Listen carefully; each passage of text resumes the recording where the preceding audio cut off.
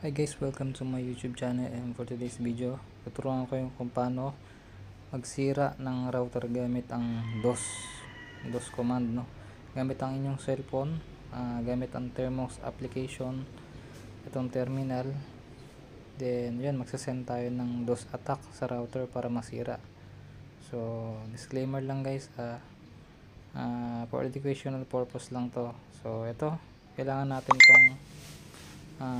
itong script na to. So unang-una kailangan natin ng Termux app. So ayan, download nyo lang dito guys, or sa Play Store. Pwede kayo mag-download sa Play Store ng Termux. I-search nyo lang doon. Tapos yan, sa akin kasi pinili ko 64-bit. So ayan, download tayo. Okay, yan, install natin guys.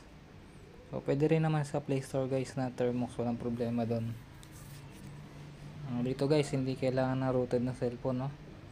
Kahit anong cellphone pwede umatake at pwede ka makasira ng router.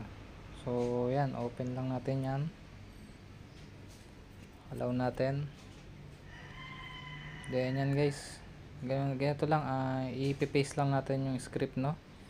So ilalagay ko na doon sa description yung script natin para di na kayo mahirapan, no? Ayan, ilalagay ko sa description yan guys. Ayan, copy nyo lang yon yung script, paste natin, tapos enter. Yan, tapos wait lang natin guys, no? Kailangan pala dito guys, may internet muna kayo, no, para ma-download nyo tong script. So kailangan natin ng internet dito. I-connect nyo muna siya sa wifi or data, pwede rin naman data. So antayin lang natin yung konti guys, no?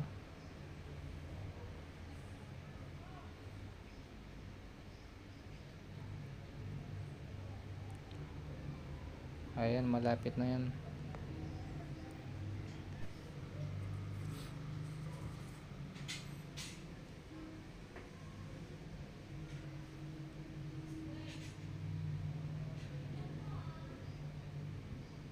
Guys, wait lang tayo, no? Kung mabilis internet nya, mas mabilis ito mag-download. So maganda mabilis internet natin.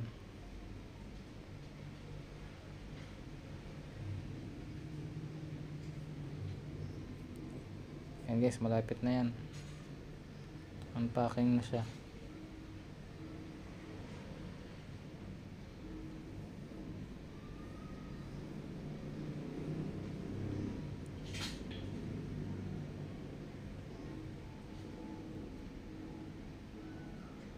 So yan guys, tapos na, no? Yun ang gagawin natin guys. Yun, ipipaste naman natin yun guys, itong python bam.py. Select natin yung 2 para mabilis masira, no?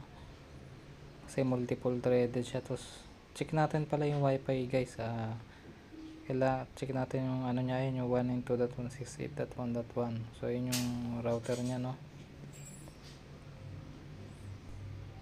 Yan guys, default gateway lang lalagay natin, tapos yung port nya 80. So tas 50, lagay natin 50 para mabilis masira. So yan guys, no? Ulitin nyo lang yan guys pag pag hindi pa rin sira. So kung makikita nyo dito, ayan, ganyan siya.